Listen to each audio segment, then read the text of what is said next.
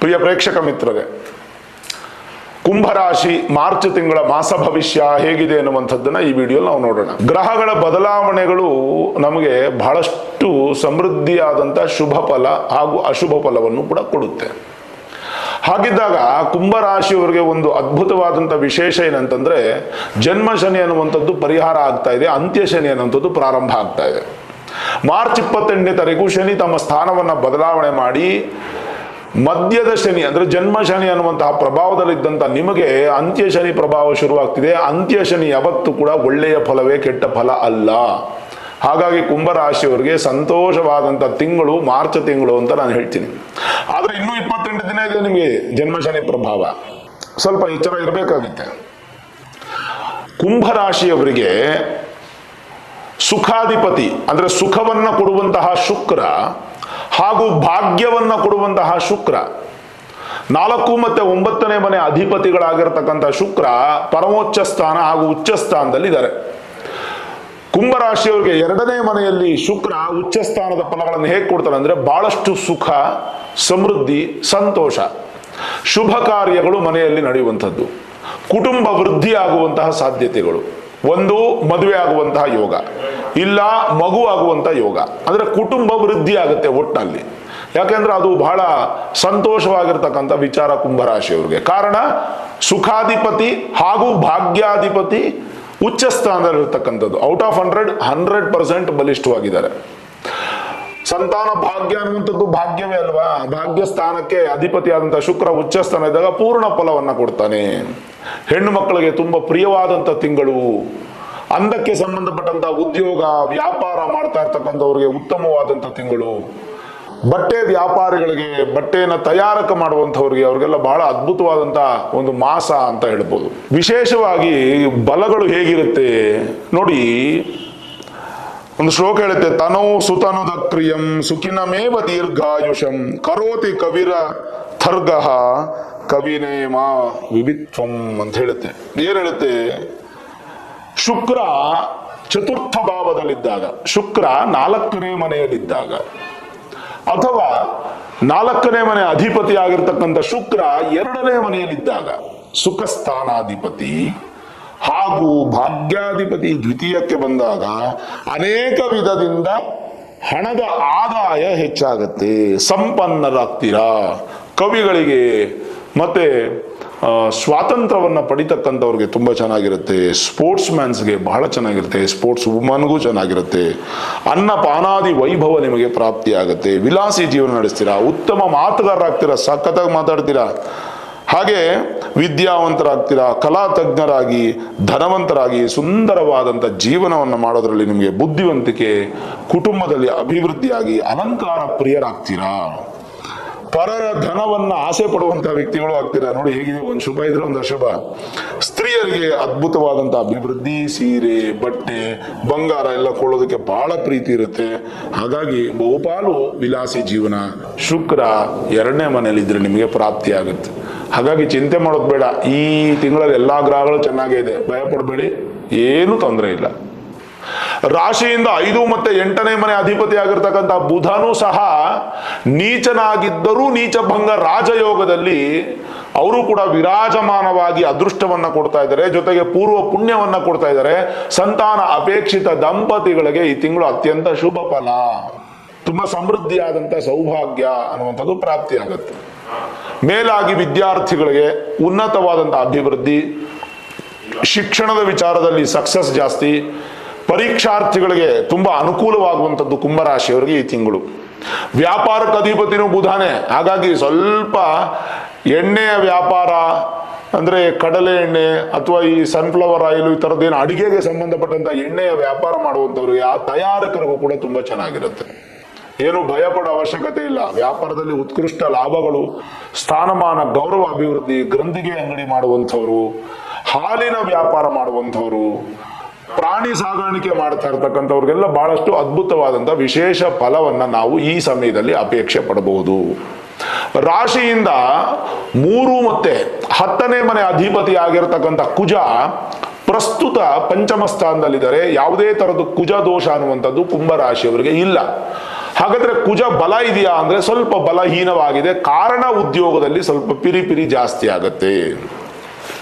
ನಿಮ್ಮ ಜೊತೆಗೆ ಕೆಲಸ ಮಾಡುವಂಥವರಿಂದ ಒಂದು ಸ್ವಲ್ಪ ಸಣ್ಣ ಪುಟ್ಟ ಅಡಚಣೆಗಳು ಬರುವಂಥದ್ದು, ಕೋಪ ಬರೋ ರೀತಿಯಾಗಿ ನಡ್ಕೊಳ್ಳುವಂಥದ್ದು, ಈ ಥರ ಸಾಧ್ಯತೆಗಳು ಸ್ವಲ್ಪ ಉದ್ಯೋಗದಲ್ಲಿ ಬರ್ಬೋದು. ಹೆಚ್ಚು ಕೋಪ ತಾಪಗಳು ಬರುವ ಸಾಧ್ಯತೆಗಳು ಇರುತ್ತೆ. ಬಟ್ ಪಂಚಮದಲ್ಲಿ ಕುಜ ಇದ್ದಾಗೇನು ಒಳ್ಳೆಯ ಫಲವೇ. ಭೂಮಿ ಸಂಬಂಧಪಟ್ಟಂಥದ್ದು, ವ್ಯವಸಾಯದವರು ಚೆನ್ನಾಗಿರುತ್ತೆ, ರಿಯಲ್ ಎಸ್ಟೇಟ್ ಮಾಡೋರು ಚೆನ್ನಾಗಿರುತ್ತೆ, ಇಂಜಿನಿಯರ್ಸ್ಗಳು ಚೆನ್ನಾಗಿರುತ್ತೆ, ಭೂಮಿಯನ್ನು ನಂಬಿ ಜೀವನ ಮಾಡುವಂಥವ್ರು ಅಷ್ಟು ಜನಕ್ಕೂ ಚೆನ್ನಾಗಿರುತ್ತೆ, ಏನು ತೊಂದರೆ ಇಲ್ಲ. ಈವನ್ ಶುಕ್ರ ಉಚ್ಚ ಸ್ಥಾನದಿಂದ ವಾಹನ ತಯಾರಕರು, ವಾಹನಕ್ಕೆ ಸಂಬಂಧಪಟ್ಟಂತ ವಿದ್ಯಾಭ್ಯಾಸ ಮಾಡುವವರು, ವಾಹನವನ್ನ ಓಡಿಸುವ ಡ್ರೈವರ್ಗಳಾಗ್ಬೋದು, ಮಾಲೀಕರಾಗ್ಬೋದು, ಎಲ್ರಿಗೂ ತುಂಬಾ ಚೆನ್ನಾಗಿದೆ. ಕಾರಣ ಶುಕ್ರ ಉಚ್ಚ ಸ್ಥಾನ. ಕುಜ ಪಂಚಮದಲ್ಲಿದ್ದಾಗ ಸ್ವಲ್ಪ ಮಟ್ಟಿಗೆ ಇದನ್ನ ಸಂಧಿಕಾಲ ಅನ್ನೋದ್ರಿಂದ ಮನೆ ಕಟ್ಟುವಂತಹ ಕೆಲಸ ಇದ್ರೆ ವಿಳಂಬ ಮಾಡಿ, ಸ್ವಲ್ಪ ಮುಂದಕ್ಕೆ ಹಾಕಿ. ಯಾಕಂದ್ರೆ ಜನ್ಮಜಾತಕದಲ್ಲಿ ಕುಜ ಬಲಿಷ್ಠವಾಗಿದ್ರೆ ನಡೆಯುತ್ತೆ, ತೊಂದರೆ ಇಲ್ಲ, ಮಾಡ್ಬಿಡ್ಬೋದು. ಬಟ್ ಗೊತ್ತಿಲ್ವಲ್ಲ ನಿಮ್ಮ ಜನ್ಮಜಾತಕದಲ್ಲಿ ಕುಜ ಎಲ್ಲಿದ್ದಾರೆ ಅಂತ. ಅಕಸ್ಮಾತ್ ಮಾಡಲೇಬೇಕು ಅಂದ್ರೆ ತಿಳ್ಕೊಳ್ಳಿ.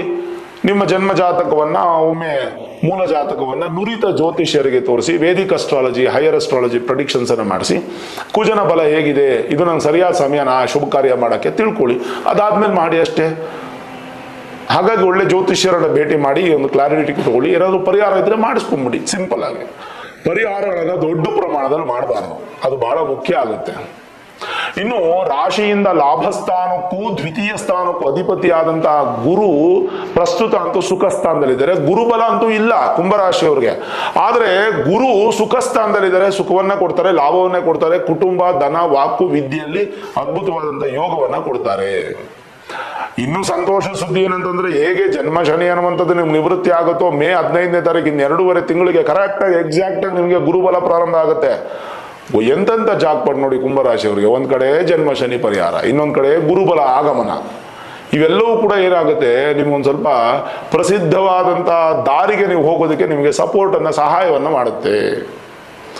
ಬಟ್ ಏನಪ್ಪಾ ಅಂದ್ರೆ, ರಾಶಿಯಿಂದ 7ನೇ ಮನೆ ಅಧಿಪತಿ ಆಗಿರ್ತಕ್ಕಂಥ ಸೂರ್ಯ ನಿಮ್ಮ ರಾಶಿಯಲ್ಲೇ ಇದ್ದಾರೆ. 14ನೇ ತಾರೀಕುವರೆಗೂ ಬಲಹೀನವಾಗಿರುವಂತಹ ಸೂರ್ಯ ಸಪ್ತಮ ಸ್ಥಾನ ಆಕ್ಟಿವೇಟ್ ಆಗಿರೋಲ್ಲ. 7ನೇ ಮನೆ ಪಾರ್ಟ್ನರ್ಶಿಪ್, ಬಿಸಿನೆಸ್ ಪ್ಲಸ್ ವಿವಾಹಕ್ಕೆ ಸಂಬಂಧಪಟ್ಟಂತ ವಿಚಾರದಲ್ಲಿ 17ನೇ ತಾರೀಕು ರಿಟೇಕ್. 14ನೇ ತಾರೀಕಿನವರೆಗೂ ಆಕ್ಟಿವೇಟ್ ಆಗಿರಲ್ಲ. ಸೂರ್ಯ ಶತ್ರು ಮನೇಲಿ ಇರ್ತಾನೆ. ಅಕಸ್ಮಾತ್ ಅದನ್ನ ಕೆಟ್ಟ ಫಲ ಅಂತಾನೆ ತಗೊಳ್ಬಹುದು. ಅದೇ 14ನೇ ತಾರೀಕು ನಿಮ್ಮ ರಾಶಿಯಿಂದ 2ನೇ ಮನೆಗೆ ಹೋಗ್ಬಿಡ್ತಾರೆ. ಸಪ್ತಮಾಧಿಪತಿ ದ್ವಿತೀಯದಲ್ಲಿದ್ದಾಗ ಉತ್ಕೃಷ್ಟವಾದಂತಹ ಲಾಭಗಳನ್ನ ನೀವು ಪಡಿಬಹುದು. ಲಾಭ ಅಂದ್ರೆ ಕೇವಲ ದುಡ್ಡು ಮಾತ್ರ ಅಲ್ಲ ಸ್ನೇಹಿತರೆ, ಸಂತೋಷ, ಜೀವನ, ಸಮೃದ್ಧಿ, ಮಂಗಳ ಎಲ್ಲವೂ ಪ್ರಾಪ್ತಿಯಾಗುತ್ತೆ. ಒಂದು ಒಳ್ಳೆ ನಿದ್ರೆ, ಒಂದು ಹೊಟ್ಟೆ ತುಂಬ ಊಟ, ಇವೆಲ್ಲವೂ ಕೂಡ ನಮಗೆ ಸಂತೋಷ ಅಂತ ಹೇಳ್ತೀವಿ. ಇದೆಲ್ಲವೂ ಕೂಡ ನಮಗೆ ಲಾಭ ಅಂತ ಹೇಳ್ತೀವಿ. ಇದನ್ನ ಧನ ಅಂತೀವಿ. ನಿಜವಾದ ಹಣ ಯಾವುದು ಅಂದ್ರೆ ನಿದ್ರೆ, ನಿಜವಾದ ಹಣ ಯಾವುದಂದ್ರೆ ನೆಮ್ಮದಿ, ನಿಜವಾದ ಹಣ ಯಾವುದಂದ್ರೆ ಹೊಟ್ಟೆ ತುಂಬ ಊಟ. ಯಾವ ಮನುಷ್ಯನಿಗೆ ಮನಸ್ಸಿನಲ್ಲಿ ನೋವಿರಲ್ವೋ, ಮಾನಸಿಕ ದುಃಖ ಇರಲ್ವೋ, ಅವನು ನಿಜವಾದ ಶ್ರೀಮಂತ, ಹಣವಂತ. ಜನರಲೈಸ್ ಆಗಿ ನೋಡೋದಾದ್ರೆ ಏನೇನು ಫಲಗಳು ಹಾಗಾದ್ರೆ? ವಿದ್ಯಾರ್ಥಿಗಳಿಗೆ ಉತ್ಸಾಹ, ಆರೋಗ್ಯದಲ್ಲಿ ಅಭಿವೃದ್ಧಿ, ವಯಸ್ಕರಿಗೆ ತುಂಬಾ ಅನುಕೂಲ ಇದೆ. ಈ ಒಂದು ತಿಂಗಳಲ್ಲಿ ವ್ಯಾಪಾರ ವ್ಯವಹಾರದಲ್ಲಿ ಜಯಪ್ರಾಪ್ತಿ, ಲಾಭದಾಯಕವಾಗಿದ್ದು ಆರೋಗ್ಯದಲ್ಲಿ ಅಭಿವೃದ್ಧಿಯನ್ನು ಪಡಿತೀರಾ. ನೂತನ ಕೆಲಸ ನಿಮಗೆ ಪ್ರಾಪ್ತಿಯಾಗುವಂತಹ ಸಾಧ್ಯತೆ, ಕುಟುಂಬದಲ್ಲಿ ಸಂತೋಷಕರ ವಾತಾವರಣ, ಪಿತೃಗಳ ಆಶೀರ್ವಾದ ನಿಮಗೆ ಹೆಚ್ಚು ತೃಪ್ತಿಯಾಗಿ ಸಿಗುತ್ತೆ. ಪಿತ್ರಾರ್ಜಿತ ಆಸ್ತಿ ವಿಚಾರಗಳಲ್ಲೂ ಕೂಡ ಸ್ವಲ್ಪ ಜಯಪ್ರಾಪ್ತಿ, ಗುರುಗಳ ದರ್ಶನ, ಇದರಲ್ಲಿ ಕೂಡ ನಿಮ್ಗೆ ಅನುಕೂಲ ಆಗುತ್ತೆ. ಒಟ್ಟಾರೆ ಹೇಳ್ಬೇಕಂತಂದ್ರೆ ಅದೆಲ್ಲ ಪಾಸಿಟಿವ್ ನಿಮ್ಗೆ. ಇನ್ನು ವ್ಯವಸಾಯ ವಿಚಾರದಲ್ಲಿ ರೈತರಿಗೆ ಅಧಿಕವಾದ ಲಾಭ, ಆರೋಗ್ಯ ಸುಧಾರಣೆ, ಮೃಷ್ಟಾನ್ನ ಭೋಜನ, ಮಧ್ಯವರ್ತಿಗಳಿಗೆ ಅಂದ್ರೆ ಮೀಡಿಯೇಟರ್ಸ್ಗೆ ತುಂಬಾ ಚೆನ್ನಾಗಿದೆ. ಭೂಮಿ ಸಂಬಂಧಪಟ್ಟಂತ ವ್ಯಾಪಾರದಲ್ಲಿ ಜಯಪ್ರಾಪ್ತಿ, ಕೋರ್ಟ್ ಕಚೇರಿಗಳಲ್ಲೂ ಕೂಡ ಜಯಪ್ರಾಪ್ತಿ ಇದೆ. ಸರ್ಕಾರಿ ಕೆಲಸಗಳಲ್ಲಿ ಶುಭವಾಗಿದ್ದು ಅಧಿಕವಾದ ತಿರುಗಾಟ ಇರುತ್ತೆ. ಸಮಸ್ಯೆಗಳು ಅಧಿಕವಾಗಿದ್ರೂ ಕೂಡ ಅದನ್ನ ಪರಿವರ್ತನೆ ಮಾಡಿ, ಸಣ್ಣ ಸಮಸ್ಯೆ ಮಾಡಿ ಅದನ್ನ ಪರಿಹಾರ ಮಾಡ್ಕೋತೀರಾ. ನೂತನ ಜವಾಬ್ದಾರಿಗಳು ನಿಮ್ಮನ್ನು ಹುಡ್ಕೊಂಡ್ಬರುತ್ತೆ. ಯತ್ನ ಕಾರ್ಯಗಳಲ್ಲಿ ವಿಘ್ನಗಳು ದೂರವಾಗಿ ನಿರ್ವಿಘ್ನ ಪ್ರಾಪ್ತಿಯಾಗುತ್ತೆ. ವಾಹನ ಸವಾರರಿಗೆ ನೂತನ ವಾಹನ ಯೋಗ ಅದೆಲ್ಲ ಕೂಡ ಪ್ರಾಪ್ತಿಯಾಗುತ್ತೆ. ಸಣ್ಣ ಪುಟ್ಟ ಆರೋಗ್ಯದಲ್ಲಿ ವ್ಯತ್ಯಾಸಗಳು ಮನುಷ್ಯ ಆದ್ಮೇಲೆ ಬಂದೇ ಬರಬೇಕು, ಅದು ಬರುತ್ತದೆ, ಬಿಟ್ರೆ ಇನ್ನೇನು ತೊಂದರೆ ಇಲ್ಲ. ಅದಕ್ಕೆ ಸಂಬಂಧವಾಗಿ ಸರಿಯಾದ ಸಮಯಕ್ಕೆ ಔಷಧಿ ತಗೊಳ್ಳೋದ್ರಿಂದ ಒಳ್ಳೆಯದು. ವಿಶ್ರಾಂತಿ ಸ್ವಲ್ಪ ನಿಮಗೆ ಅನುಕೂಲ ಪ್ರಾಪ್ತಿಯಾಗುತ್ತೆ. ಸೋಂಬೇರಿತನ ಬಿಟ್ರೆ ನಿಮಗೆ ಇನ್ನಷ್ಟು ಅಧಿಕವಾದ ಫಲ ಬರುತ್ತೆ. ಸೋಂಬೇರಿತನ ಮಾಡ್ಕೋಬೇಡಿ. ಹೆಚ್ಚು ಮಧ್ಯಾಹ್ನದೊತ್ತು ನಿದ್ದೆ ಮಾಡೋದನ್ನ ಅಭ್ಯಾಸ ಮಾಡ್ಕೋಬೇಡಿ. ಮಧ್ಯಾಹ್ನ ನಿದ್ದೆ ಮಾಡಿದ್ರೆ ಈ ತಿಂಗಳು ನಿಧಾನಗತಿ ಆಗಿರ್ತಕ್ಕಂಥ ಜೀವನ ಪ್ರಾಪ್ತಿಯಾಗುತ್ತೆ. ಕೆಲವೊಂದು ವಿಶೇಷವಾಗಿದ್ದು ನಿಮಗೆ ಗುರುವಿನ ಆಶೀರ್ವಾದ ಅಂತ ಸಿಗುತ್ತೆ. ಈ ತಿಂಗಳು ಸ್ವಲ್ಪ ಹೊಸ ಹೊಸ ಜವಾಬ್ದಾರಿಗಳು ಹೆಚ್ಚು ನಿಮಗೆ ಬರುತ್ತೆ. ಇದೇ ಮಾರ್ಚ್ ತಿಂಗಳು ಸ್ವಲ್ಪ ಹಣದ ಆದಾಯದಲ್ಲಿ ಹೆಚ್ಚನ್ನು ಪಡಿತೀರಾ. ಸ್ವಲ್ಪ ಬಂಗಾರ ಅಥವಾ ಇತ್ಯಾದಿ ಲೋಹಗಳನ್ನು ಪಡೆಯುವಂತಹ ಸಂದರ್ಭವು ಇದಾಗಿದ್ದು, ಓವರಾಲ್ ನೋಡಿದಾಗ ಕುಂಭರಾಶಿಯವರಿಗೆ ಜನರಲೈಸ್ ಆಗಿ ಕೂಡ ಚೆನ್ನಾಗಿದೆ, ಯಾವುದೇ ಪರಿಹಾರ ಬೇಕಿಲ್ಲ. ಇನ್ನು ಮಾರ್ಚ್ 28ನೇ ತಾರೀಕು ಶನಿ ಬದಲಾವಣೆ ಆಗಿ ಜನ್ಮ ಶನಿ ಬಿಟ್ಟು ಅಂತ್ಯ ಶನಿ ಪ್ರಾರಂಭ ಆಗುತ್ತೆ. ಸರಿ, ಅಂತ್ಯ ಶನಿ ಪ್ರಾರಂಭ ಆಗ್ಬೇಕಾದ್ರೆ ಪ್ರತಿಯೊಬ್ರು ಶನಿ ಶಾಂತಿ ಶನಿ ಪೂಜೆಯನ್ನ ಮಾಡಲೇಬೇಕು. 29ನೇ ತಾರೀಕು ಮಾರ್ಚ್ ತಿಂಗಳು ಎಲ್ಲಾ ಕಡೆನೂ ಶನಿ ಶಾಂತಿ ಮಹಾಯಾಗಗಳನ್ನ ಮಾಡ್ತಾ ಇರ್ತಾರೆ. ನಿಮ್ಮ ಮನೆ ಸುತ್ತಮುತ್ತ, ನಿಮ್ಮ ಗ್ರಾಮದಲ್ಲಿ, ನಿಮ್ಮ ಊರಲ್ಲಿ, ಎಲ್ಲಾದ್ರೂ ದೇವಸ್ಥಾನದಲ್ಲಿ ಮಾಡ್ತಾ ಇರ್ತಾರೆ. ಆ ಒಂದು ಪೂಜೆಗೆ ನೀವು ಪಾಲ್ಗೊಳ್ಬೇಕು, ಕಡ್ಡಾಯವಾಗಿ ಪಾಲ್ಗೊಳ್ಬೇಕು. ಯಾಕಂದ್ರೆ ನೀವು ಇನ್ನೂ 7.5 ಅಂಡರಲ್ಲೇ ಇದ್ದೀರಾ. ಜನ್ಮ ಶನಿ ಮಾತ್ರ ಕ್ಲಿಯರ್ ಆಗಿದ್ದು, ಅಂತ್ಯ ಶನಿ ಇದೆ, ಇನ್ನೂ 2.5 ವರ್ಷ 7.5 ಇರೋದ್ರಿಂದ ಕಡ್ಡಾಯವಾಗಿ ಪಾಲ್ಗೊಳ್ಬೇಕು. ಪೂಜೆಯನ್ನ ಸಮೃದ್ಧಿಯಾಗಿ ಮಾಡ್ಕೊಳ್ಳಿ. ಶನಿಯಿಂದ ಬರ್ಬೋದಂತ ಕೆಟ್ಟದ್ದೆಲ್ಲ ನಿವಾರಣೆ ಮಾಡಿಕೊಂಡು ಬಲವನ್ನ ಪಡ್ಕೊಂಡು ಅಭಿವೃದ್ಧಿಯನ್ನ ಸಾಗ್ತಾ ಸಂತೋಷವಾಗಿರ್ತಕ್ಕಂಥದ್ದು ನಿಮ್ಮ ಒಂದು ಸಂಪೂರ್ಣವಾದಂಥ ವಿಚಾರ. ನೋಡೋರಲ್ಲ ವೀಕ್ಷಕರೇ, ಹೇಗಿದೆ ಮಾರ್ಚ್ ತಿಂಗಳ ಮಾಸ ಭವಿಷ್ಯ ಹಾಗೂ ಶನೇಶ್ವರ ಮಹಾಯಾಗದ ಒಂದು ಸಂಪೂರ್ಣ ವಿವರವನ್ನು ನಿಮಗೆ ಕೊಟ್ಟಿದ್ದೀನಿ. ಈ ವಿಡಿಯೋ ಇಷ್ಟ ಆಗಿದ್ರೆ ಲೈಕ್ ಮಾಡಿ, ಶೇರ್ ಮಾಡಿ, ಮುಖ್ಯವಾಗಿ ನಮ್ಮ ಚಾನಲ್ಗೆ ಸಬ್ಸ್ಕ್ರೈಬ್ ಮಾಡಿ, ಬೆಲ್ ಐಕಾನ್ ಅನ್ನು ಪ್ರೆಸ್ ಮಾಡಿ.